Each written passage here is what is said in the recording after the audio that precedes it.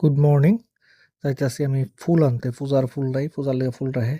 দেখো কি সুন্দর সুন্দর ফুল।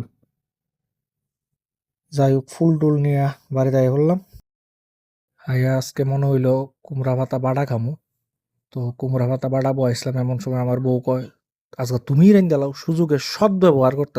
সবাই কয় বেহুম মাইয়ারা, কিন্তু বেহুম না, আমার বউ প্রচন্ড চালাক। দেখো কিভাবে সুযোগের সদ ব্যবহার করাই আজকে আমার দিয়ে রান্দাইতেছে। তো ঠিক আছে, আমিও কইলাম দু, কারণ এছাড়া তো উপায় নাই। আমার কারো আর কড়া মাথা, আমার কারো তো মাথা একটুই। তো রানতে তো লাগবই, যেহেতু কইছে। তো ঠিক আছে, তো রান্নাটা বয় দিলাম।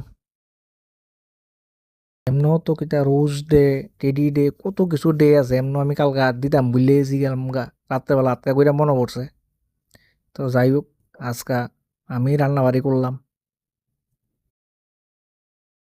আর আমি রানলে কোনো সময় এক দুই তরকারি রান্ধি না, মোটামুটি তিন চার রকমের তরকারি রান্ধি, কারণ আমি খাইতেও ভালো পাই, রান্না করতেও অ্যাকচুয়ালি আমি ভালো পাই।